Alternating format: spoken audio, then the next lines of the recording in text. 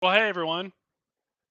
Good evening to another episode of the D League podcast. My name is Austin. I am your full time commissioner here again by myself for I believe, the sixth time this season. We are on episode 13. We're just past week 11, and Thanksgiving is upon us. I texted no less than four people to see if anybody would like to be my guest, and nobody could. So I'm alone again. Um, yeah, we're well past halfway through the season. We're well past uh, basically everything. The year's almost over. Football's gone. I'm sure some of you are having a great time. Others, like me, are just fighting for any point. Uh, let's get into it. I don't know what I'm talking about. Week 11 recap. My week was pretty shit. Pretty much the polar opposite of last week. The Vikings lost. I lost. Chiefs lost, Iowa State lost, all in massive games, primetime games. So just a whole lot of fucking losers around town. Rosemary's still been sick, so I've slept basically zero. The poor little baby is having diarrhea, just like my team did. Um, I played Paul, and within 2 seconds of our matchup starting, Rondale Moore, who is an extremely bad football player, one of the worst, caught one pass for 48 yards and a touchdown, and the week was over. So I lost to Paul by 20. I lost to Paul by a little over a Rondale Moore. Trevor Lawrence is also a truly horrendous trash player. He's scored 30 points one other time in his entire life, and he scored that against me. So there you go. I was on a bit of a heater. I was climbing the ranks, and here comes Paul to shit all over my life and down my throat. But he did say I would get Mahalo awards, one for every point that Rondell Moore scored. So I get 11.9 Mahalo awards, which is kind of nice.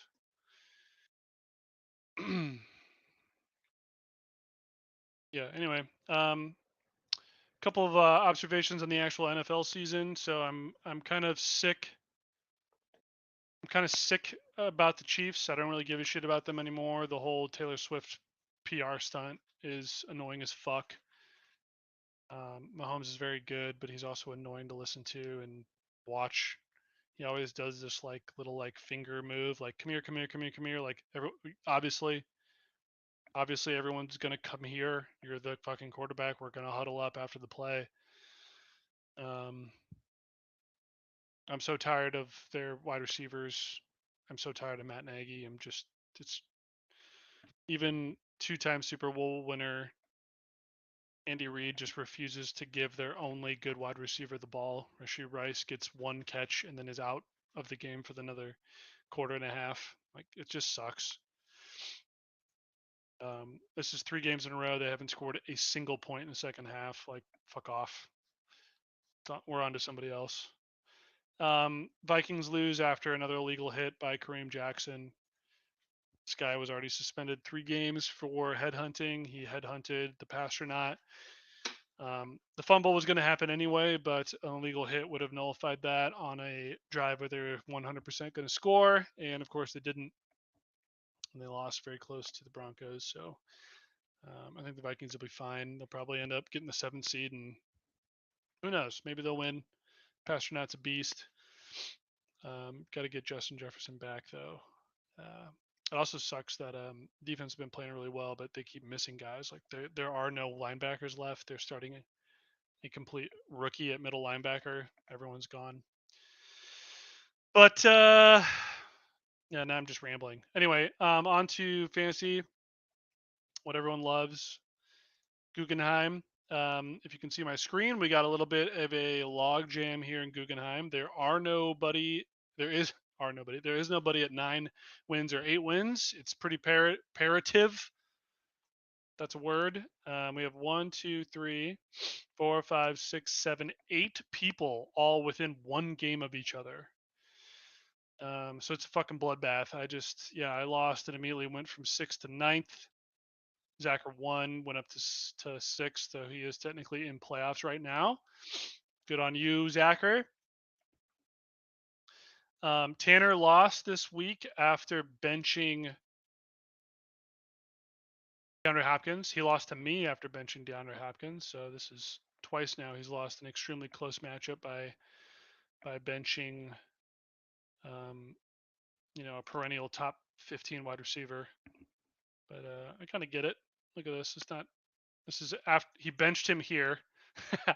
Okay, so he benched him here against me, and then he probably sat him, and then he started him 2 weeks, and then he sat him, and then that's what happened. So it's too bad. Sorry, man. But Langton he has always been the number 1 scoring team in our entire league, and he is at least in playoffs now. So I guess a little bit of justice in the world. The next thing was Burrell. He wrote something in the chat that he just needed a couple points out of AJ Brown. AJ Brown averages about 15 to 16 points a game and couldn't even get 2. 4 targets for 1 catch. That is atrocious. He lost by a point, 1.3, 1.4. That's a heartbreaker. Sorry, man. And now you're down here in the dumps with me, buddy. That sucks. On to Herman German. We have Freeze, back-to-back losses. He is no longer in first. It is instead Mason Renner. He lost to Malhead. There's a log jam in this league up at top, 8-3, and then 3-7-4. So pretty top heavy here. Look at Freeze's roster here. Caesar Stroud's a beast. Najee Harris sucks. Kareem Hunt sucks. AJ Brown's great. Tyreek Hill's great. Oh, speaking of just being sick of people, fucking tired of Tyreek Hill, honestly. I know like he's an extremely good player, but like just watch Red Zone for 1 minute and you will immediately just be like, fuck off, dude. Anytime that Tyreek Hill gets hit or like runs really fast, he immediately takes himself out of the game. And then like Scott Hanson is going, oh my God, big news. Tyreek Hill is headed to the locker room. And all that's happening is like Tyreek has like a little bruise on his hand and he needs to like ice it up for 2 seconds. And then the next thing you see on Red Zone is Tyreek Hill catching like a 50-yard touchdown. It's just fucking annoying. I'm sick of it. Don't show Tyreek Hill in my Red Zone anymore. Nobody fucking cares. Jordan Addison's a beast. Kittle is up and down. Ooh, look at this 3-game stretch though. God damn. Yeah, it's a good team.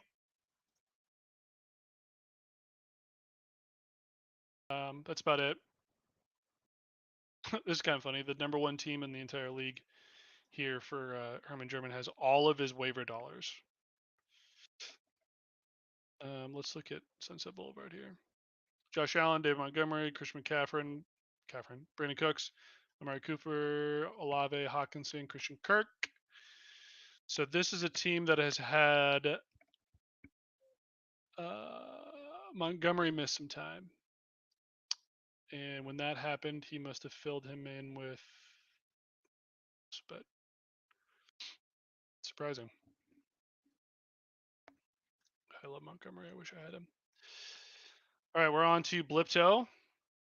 Who's talking to me? Oh, nice. What's up? Anybody in the chat?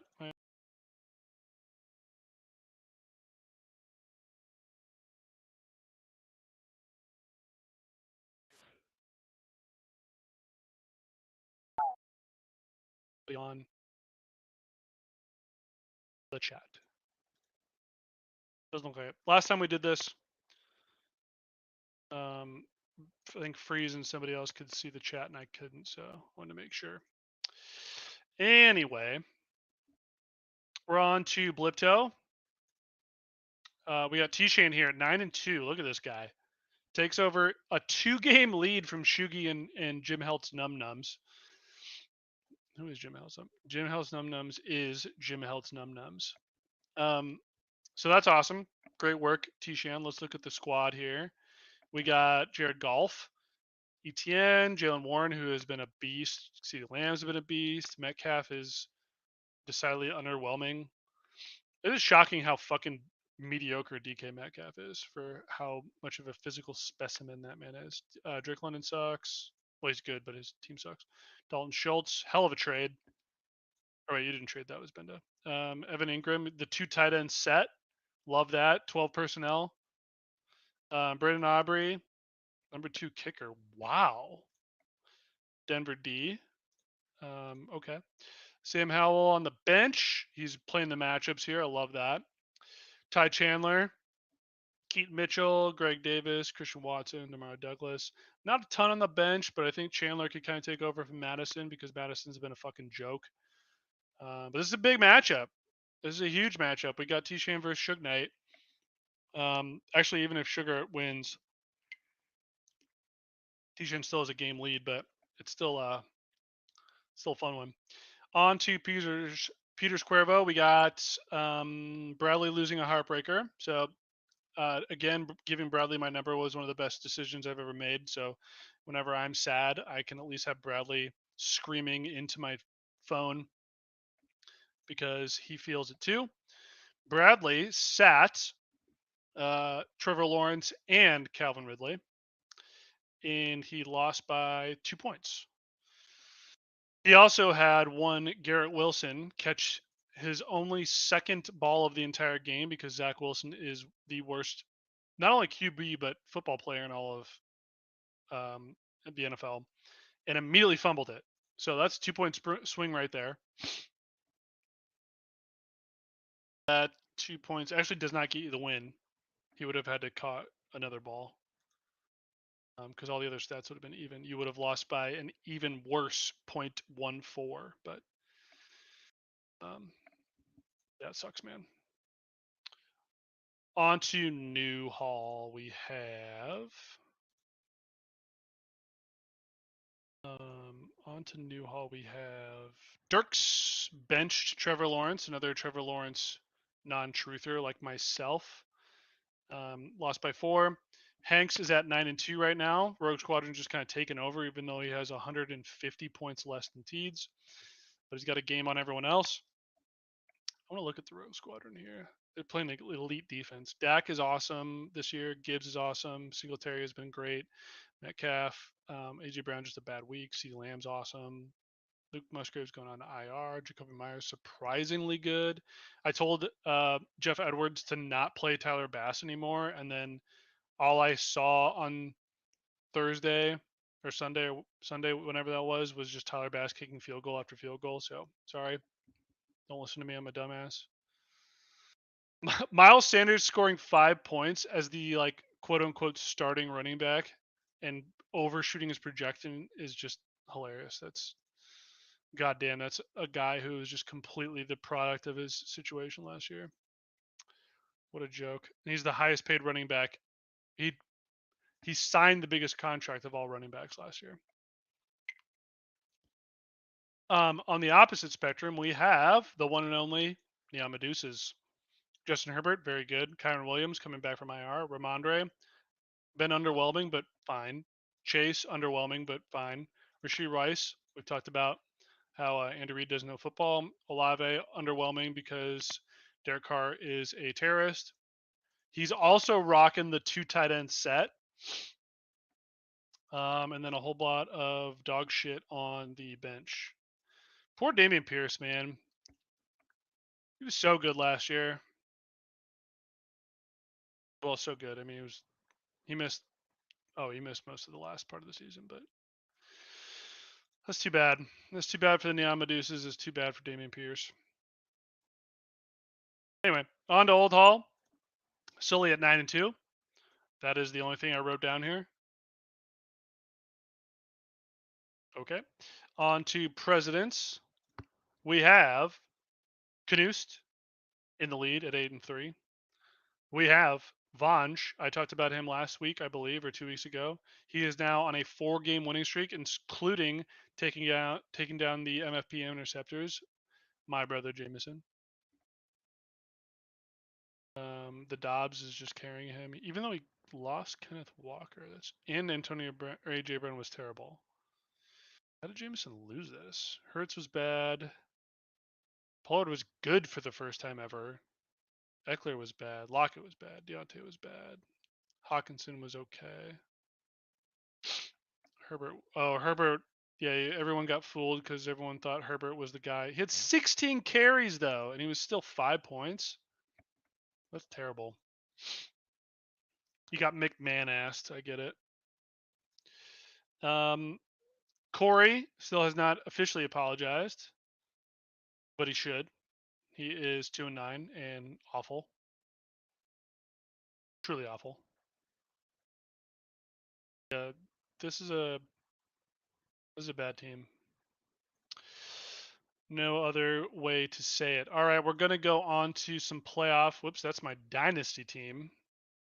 Oops. Oops. Shoot. This is my dynasty team. Oh, damn.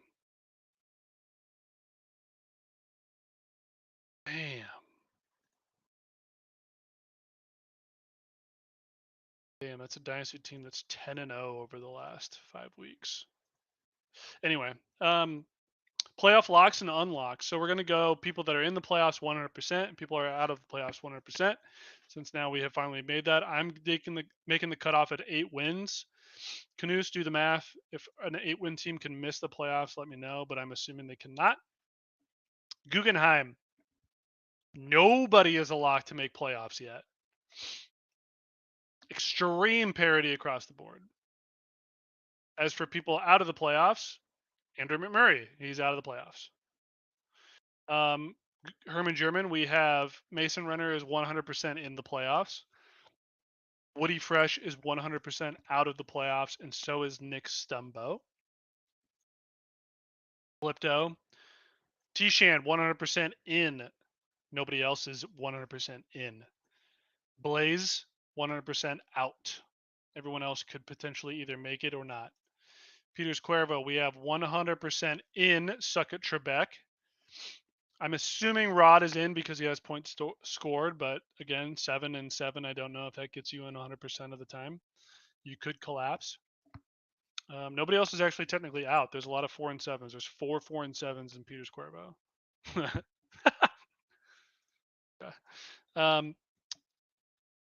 Newhall, we have 100% in Teeds and Hanks. 100% out. Benda and Moran. Better luck next year, Benda. All right, next up we have Old Hall. 100% in. The Fuck It Rippers. Sully is in, and so is Bianchi. 100% out. TJ Schmidt. Lastly, President's League. 100% in. Canoost. 100% out. Corey Anderson. So Corey Anderson is gifted quite possibly the greatest gift that anyone could ever imagine.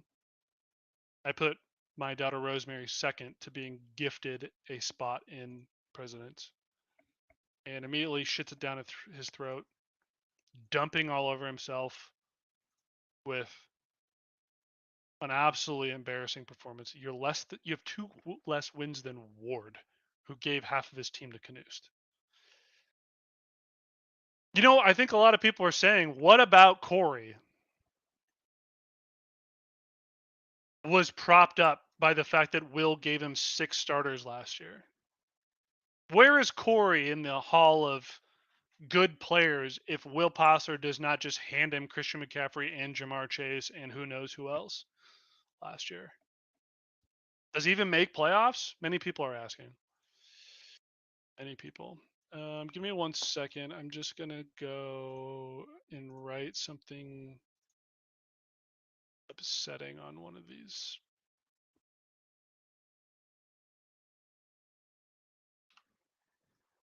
On one of these posts, but Chesney. There we go. All right, on to our ad spot this week. We have True Tone. I put up my True Tone lights last weekend on a beautiful Sunday. They look amazing. That's the ad spot. On to Q&A. Let's see here. We have, what is the optimal time to eat Thanksgiving dinner? I'm going to agree with Justin, J-Long 2, that 3 is the optimal time. I love having like a decent breakfast, like a 10 a.m., bagel sandwich, then a whole lot of nothing except like coffee. And then 3 p.m., kind of gorge. But the problem is that I'm an old man, and so there's not enough room in my stomach for both beer or liquor and food. So the 3 p.m. works really nice because I can get a good base and then start making cocktails, start drinking wine, start doing whatever. And then the drunken munchies enter around like 8 or 9 p.m. And I just hammer something else and then I can go to bed or play video games and pass out. So yeah, 3 p.m. is perfect. Love it. Second question: what is your cooking method for the turkey? I don't cook the turkey. Tim, my father-in-law does, but all this stuff sounds great. Shout out Corey for helping Justin spatchcock. Sounds made up, but sounds great. Somewhere Nick Lincoln is yelling, "Bring the saw still," probably in his other fraternities fantasy group. I'm sure it's a blast over there. Anyone have a fun Thanksgiving horror story to share with the gang?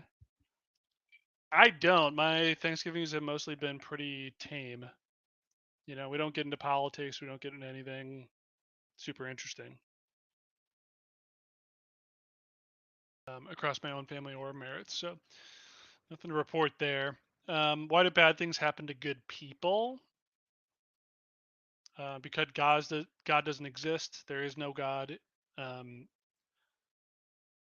there are no consequences for your actions. Just do whatever you want. Can you please send only locks for the rest of you? You got it, Renner. My touchdown locks have been pretty on fire, I gotta say. Take out some of the crazy parlays, and the touchdowns I've called in the last like 3 weeks have been. It would have netted you a nice little penny. I had my appendix burst. I stayed in my room. That sucks. Best type of pie.